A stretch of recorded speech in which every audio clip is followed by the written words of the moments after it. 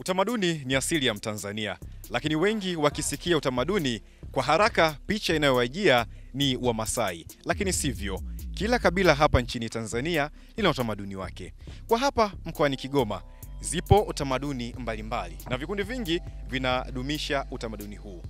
Nimesafiri zaidi ya kilomita 50 kuja kukutana na kikundi cha ngoma za asili kutoka hapa Bubango, Masakatula Usambere Bubango. Lengo ni kuwafahamu na kufahamu kile wanachokifanya.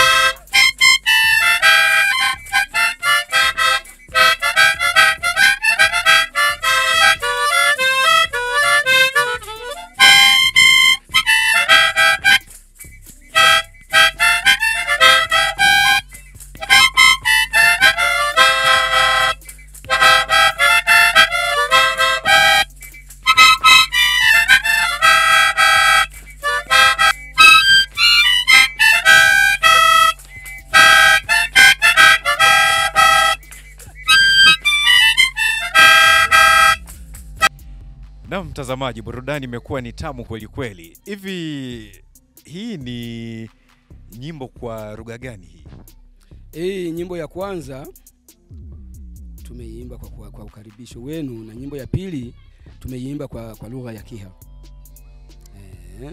Yani ina maana kwamba umunsi ni umunsi wishimwe. Ina maana kwamba siku ya leo ni siku ya furaha. Abavyeyi mundutegeze, yani wazazi wote mtusikie ni jinsi gani tumepata wageni ambao ninyi mmetoka Kigoma. Ndio maana umesikia tunasema mwemwa balazi bacho muvuyi Kigoma, mwemwa balazi bacho muvuyi, yani wageni wetu karibuni hapa kwetu Bubango. Moja kwa moja basi pengine tungeanza, mngejitambulisha ninyi ni kina nani, kikundi chenu kinaitwa vipi na mnashughulika na nini hasa?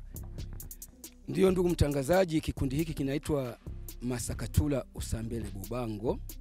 Mwanzilishi wa ngoma hii ni mimi mwenyewe Kasim Maulid Kalende, ndio mwanzilishi wa ngoma hii hapa Bubango. Na tunachojishughulisha sisi ni kwenye mambo ya sanaa na mambo ya uzalishaji. Kwa hiyo ndio hivyo.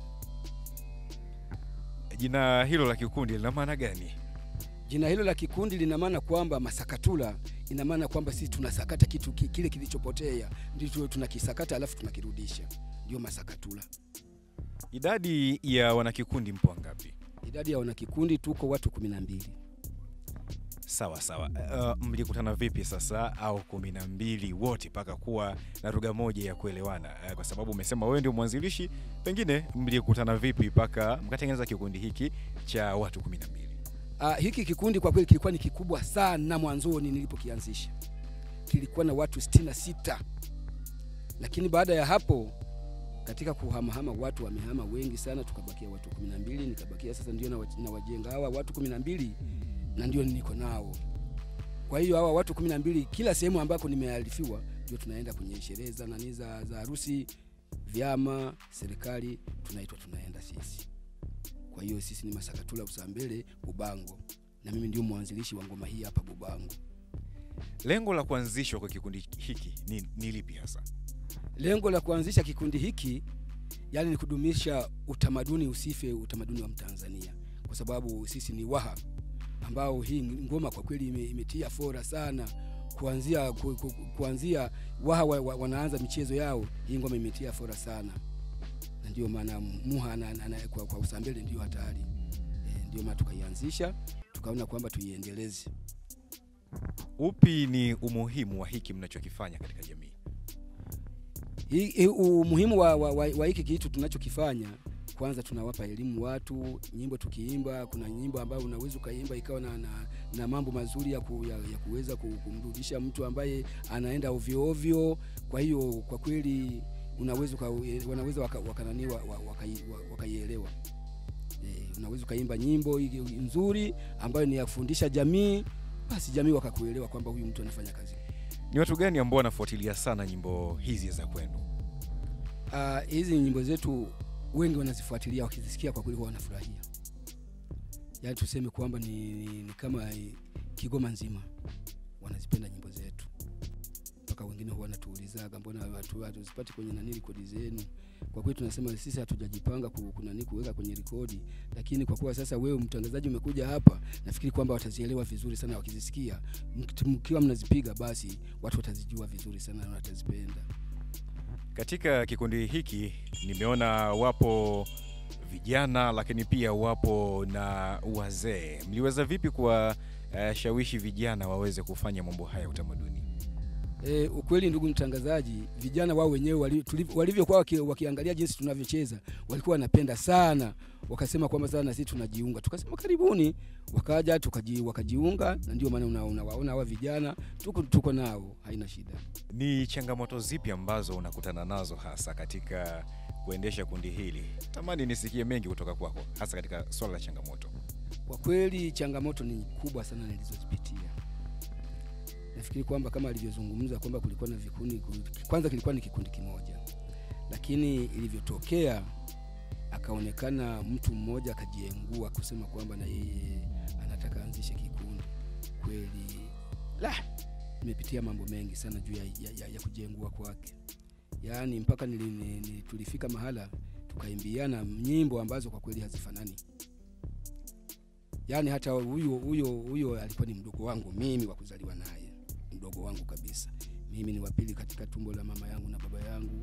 Yeye ni mtu wa 4, lakini alifika mahala tukazozana vibaya sana mpaka nikamuimbia, ninajua wewe wanisema hivyo vikao vyako wewe unavyonifanyia, tasema mwisho utachoka.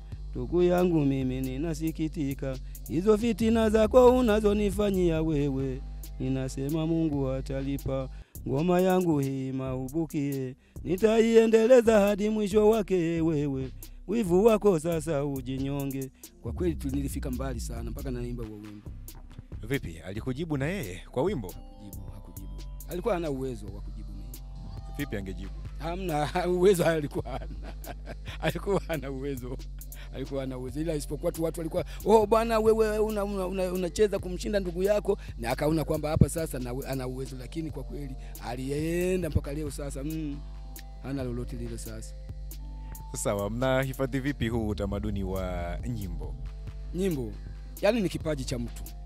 Kuhifadhi ni kipaji cha mtu. Mimi nimeanza kutunga nyimbo mwaka 77. Nimeanza kutunga nyimbo mwaka 77 kwenye vita ya ya Idi Amin na Tanzania. Nimeanza kutunga wimbo mwaka 79. Na huo wimbo bado ukiingali kichwani mwangu mimi. Haujatoka. Tupe kidogo. Tuna msifu Mwalimu Nyerere baba kwa kuleta Chama cha Mapinduzi.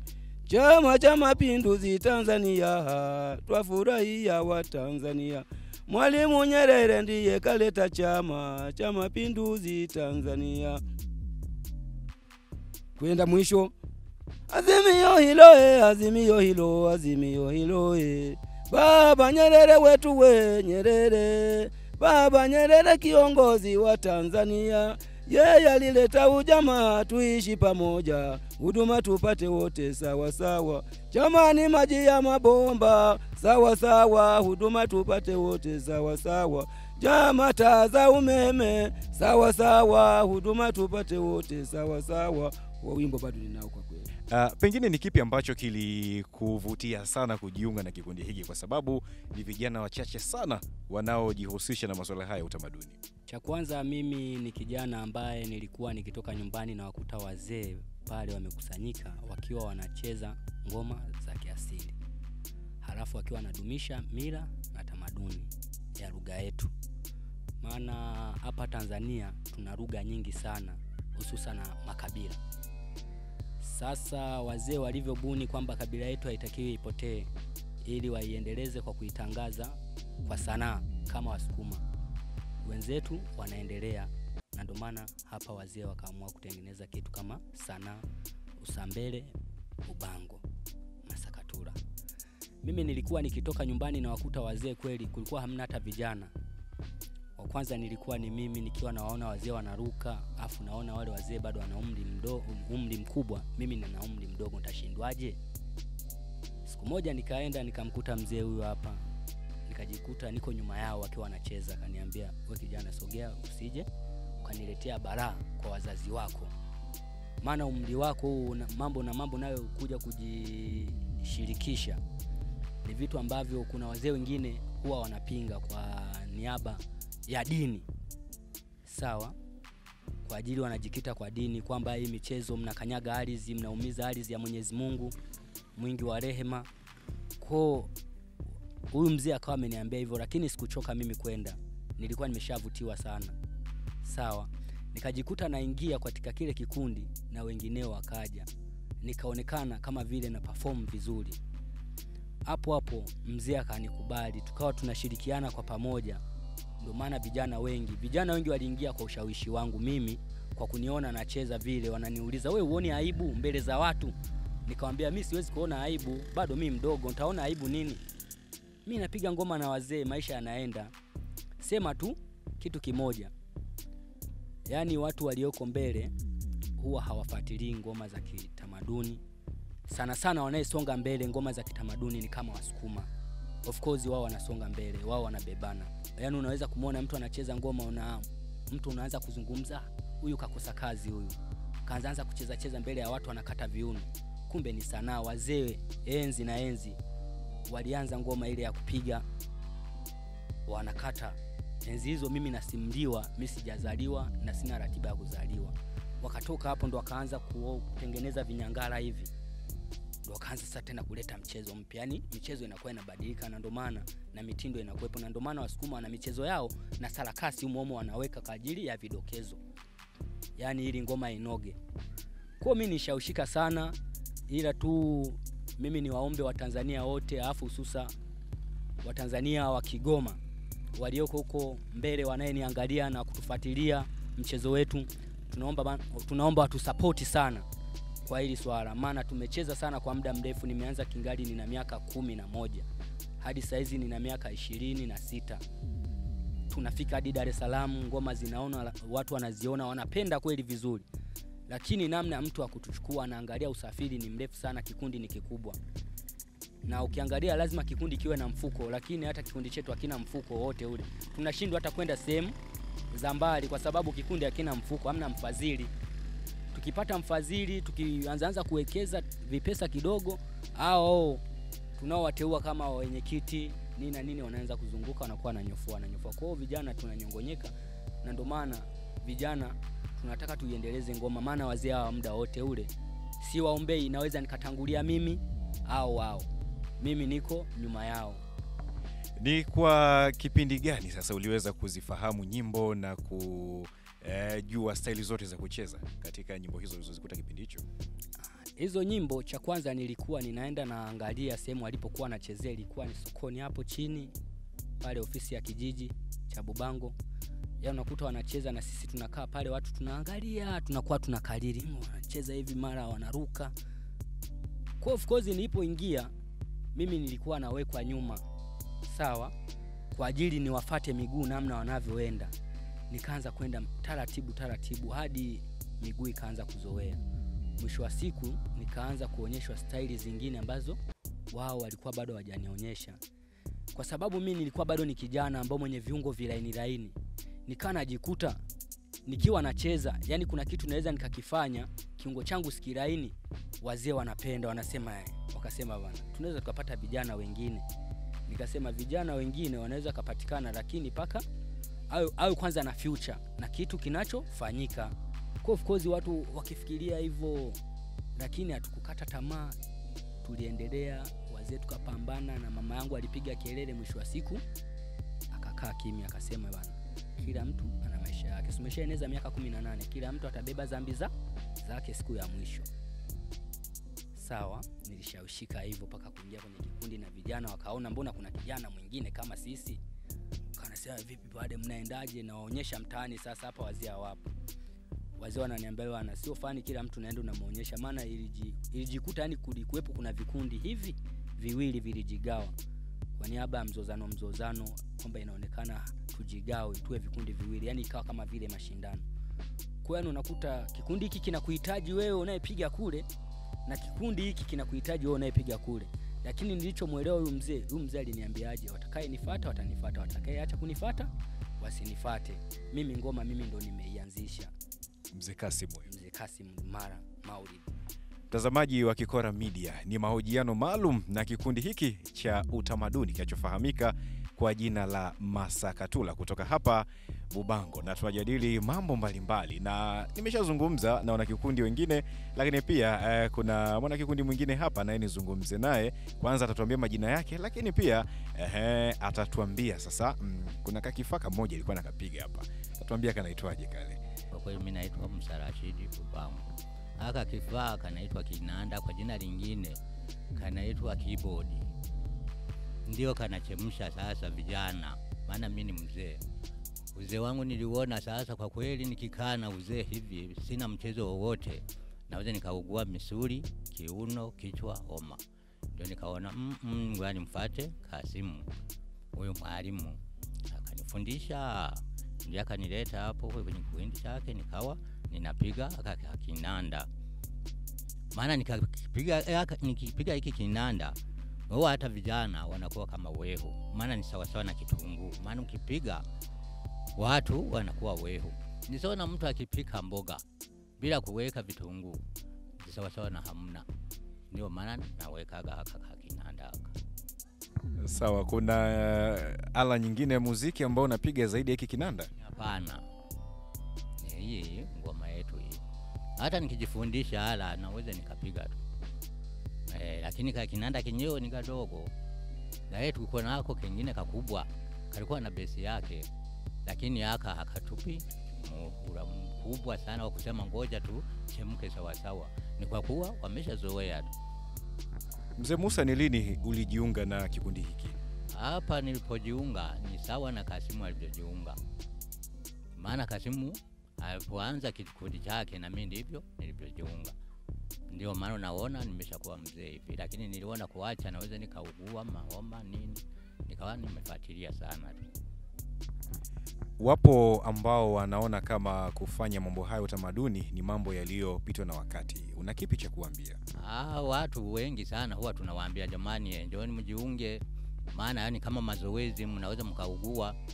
Njooni mjiunge kwenye kikundi, mtakuwa mnanyosha misuli, mtakuwa mnanyosha kiuno, kichwa, mtakuwa hampatani nani.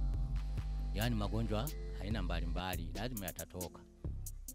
Katika ule wimbo wa kwanza tumeona ukinyumbulika kweli kweli. Safi kabisa.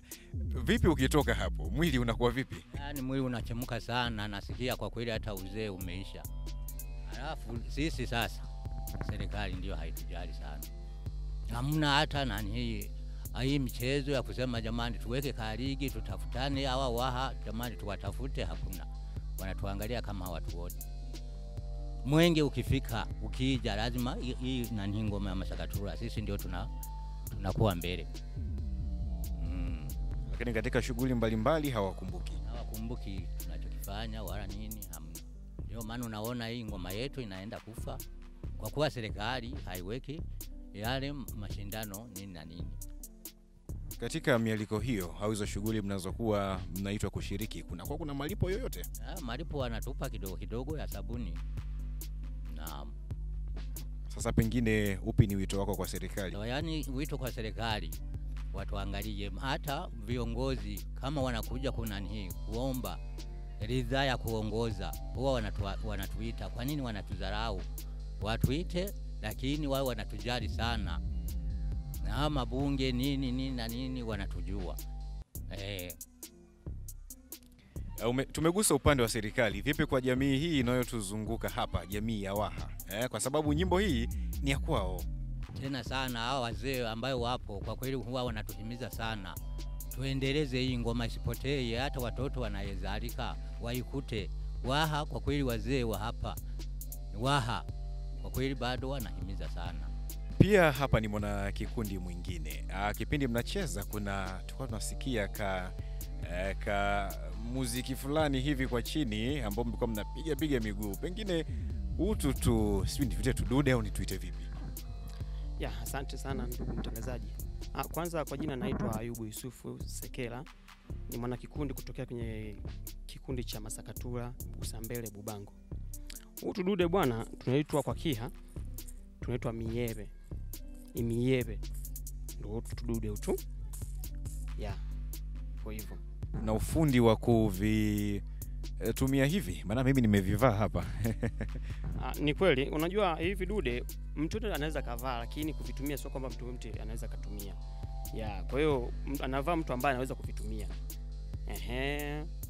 Kwanza vinatengenezwa, baada ya hapo ndo vinavaliwa na kutumika kama hivi tunavyotumia sasa hivi. Vinapatikana wapi na upatikanaji wake uko vipi? Hii hapa kwanza kocha wetu wa kikundi hivi na chuma ni kama matunda fulani hivi. Kwa hiyo kocha wetu wa kikundi ana miti kabisa nyumbani kwake. Alipanda kwa sababu ya kazi hii hapa. Kwa hiyo ikifika muda fulani matunda yake komaa huwa anaangua, maana yake anasema ni kama kuvuna, anavuna, baada hapo anatengeneza, inapatikana kitu kinaitwa muyebe kwa ajili ya kazi hii.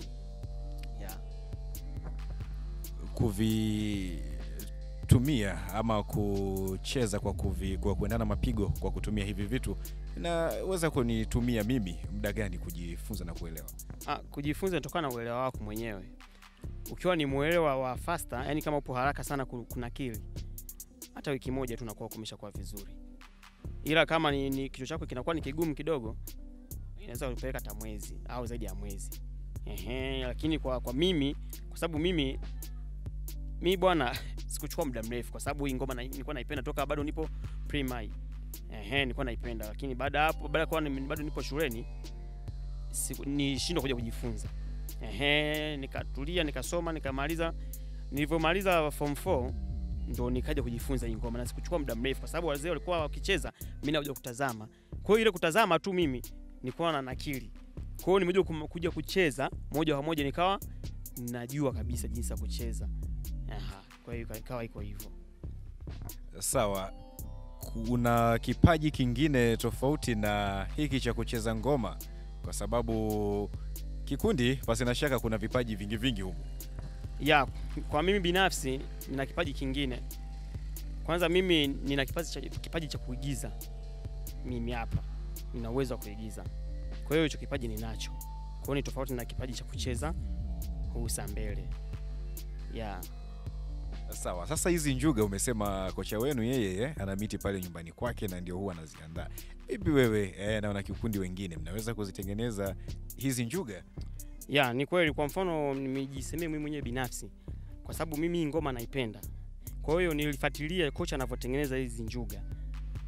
Mpaka saa hizi mimi nafahamu jinsi ya kutengeneza. Kwa hiyo ikitokea labda kocha ni mgonjwa au amechoka kazi, naweza nikafanya mwenyewe hii kazi. Maana yake amenifundisha mwenyewe. Maana alivyokuwa anaandaa tulikuwa tunakuwa naye. Japokuwa ni kazi kidogo kuandaa, lakini kwa asilimia fulani naweza. Huwa mnatengeneza kwa ajili ya kikundi tu au mnauza pia katika vikundi vingine? Kwa saizi tunatengeneza kwa ajili ya kikundi, lakini akitokea mtu kwamba anahitaji tunauza pia. Akitokea mtu akasema bwana mimi nahitaji pea kadhaa, basi tunaongea naye bei, tunamtengenezea vizuri, anapeleka. Jamii na kuchukulia vipi familia labda na jamii kwa ujumla kushiriki mambo kama haya? Kwa sababu jamii naamini haya mambo ni ya wazee. Kwa mfano tuanzie na familia. Mwanzoni hata mke wangu alikuwa anaona kabisa kwamba hii kazi ni ya wazee labda, unaona, lakini baadaye nikamuelimisha kwa sababu mimi nina kipaji zaidi ya kimoja. Kama nilivyosema kwamba mimi naweza nikaigiza. Kwa hiyo baada ya kumuelimisha, bwana mimi tunaona mimi naweza kuigiza, naweza hivi, hata hii naweza. Kwa hiyo ni kazi kama kazi zingine. Kwa hiyo mpaka sasa hizi mke wangu anajua vizuri kwamba haina shida. Kwa hiyo nikienda bado tuna safari ya kutoka kwenda nje ya kijiji hiki, namwambia kabisa bwana mke wangu, bwana tumepata mwaliko sehemu fulani tunatoka. Kwa hiyo tunatoka tunaenda toka kama siku 3 tunarudi. Jamii pia mwanzoni walikuwa wanaona kabisa ni mambo ya nini, ya kizamani, ya kizee. Lakini tunavyozidi kuendeleza sisi vijana, watu tunaingia kwenye kundi la wazee, tunacheza, tunafanya vizuri, basi mpaka sasa hizi hata jamii inaelimika na inafurahia. Mtazamaji wa Kikora Media, bado tupo hapa Bubango ambapo kikundi hiki unachokiona na ambacho tunazungumza nacho leo ni kikundi cha Masakatula, na mwanzilishi wa kikundi hiki yupo hapa. Mwanzo tulimsikia, nimerudi tena kwake tuweze kusikia mawili matatu kutoka kwake. Tumeona mna ala mbalimbali za muziki na vingine kama hivi tulivyovivaa miguuni, njuga. Pengine lipi ni vazi lenu rasmi nini kama wana kikundi, ama sada yenu ni ipi? Sisi Masakatula Usambele huwa tunavaa hizi njuga, na kama zimepatikana kuna nguo fulani ambazo huwa zinatengenezwa kwa Kiha zinaitwa mpuzu. Impuzu. Hizo zikipatikana ndizo huwa tunavaa. Alafu kuna zingine tena zinatengenezwa kama vile kwa Kiha zinaitwa ubuyonga. Kwa hiyo zenyewe zinatengenezwa kwenye zile kamba za nani za blush za katani. Hizo zikipatikana huwa zinakuwa ni nzuri sana kwenye sanaa. Maana unapokuwa unacheza kwa mfano kama ukizunguka inaenda kujenga kule unakozunguka inajipanua, inakuwa nzuri sana katika kuzunguka kule kwako. Ni mavazi ambayo yanatumika katika nyimbo hizi za asili, ama ni vazi la asili ya kabila la Waha? Hizo nguo huwa zinatumika kwenye masuala ya asili ya kutambikia, huwa zinatumika tena kwa asili ya hizi ngoma zenyewe. Kwa mfano kama ukivaa hiyo mpuzu yenyewe, una kwenye tamaduni yako, ukienda kwenye sehemu ya sherehe unaonekana kwamba kweli wewe ni Muha uliyeiva. Ukivaa hiyo nguo. Kikundi hiki mnakiendesha vipi? Ninyi kama wana kikundi, labda kuna fedha zinatoka kwa watu mbalimbali, ama uendeshaji uko vipi? Kwa kweli kikundi hiki tunapata fedha kidogo sana. Kwa mfano mnaweza mkaenda mkacheza kwenye sherehe za serikali, mnapewa hela kidogo. Sasa katika kuendesha kile kikundi mnashindwa kwa kweli. Kwa mfano mkipata shilingi 50,000, mmeenda watu 5, hizo shilingi 50,000 mtaziendeshaje? Lazima kila mtu agawane mpate angalau hata riziki ya kwenda kutumia na familia. Kwa kweli kuendesha inakuwa ni kazi, na ndio maana unatukuta tuko hivi, hatuna chochote kile. Lakini kama tungelikuwa na mdhamini ambaye ametushika, mimi nafikiri kwamba hii ngoma ingekuwa nzuri sana na ingefika mbali. Mimi nakumbuka wakati tumepata mfadhili mmoja, tumeenda Dar es Salaam, kwa kweli tulifanya kazi nzuri mpaka watu wakaipenda ngoma. Lakini sasa watu hawakujitokeza, walipenda kweli lakini hawakujitokeza kusema kwamba labda tupate angalau hata mmoja atufadhili, hamna. Mwanzoni ulisema yapo malengo ambayo yalifanya mwanzisha kikundi hiki. Malengo hayo yametimia kwa asilimia ngapi? Yaani malengo hayo kwa kweli tulifanya, lakini baada ya kuyafanya ilionekana kwamba tunachokipata hakikidhi malengo tuliyokuwa tunahitaji. Tulihitaji kwa kweli tufanye kazi nzuri ambayo tutafika sehemu kubwa sana, lakini kwa kweli tulishindwa jinsi gani tufanye. Na sawa, sasa pengine upi ni wito wako kwa vijana pamoja na jamii? Tukianzia kwa vijana kwa sababu ndio inaonekana wao masuala haya ya utamaduni wanayaweka nyuma sana. Upi ni wito wako kwa vijana, lakini tumalizie kwa jamii kwa ujumla?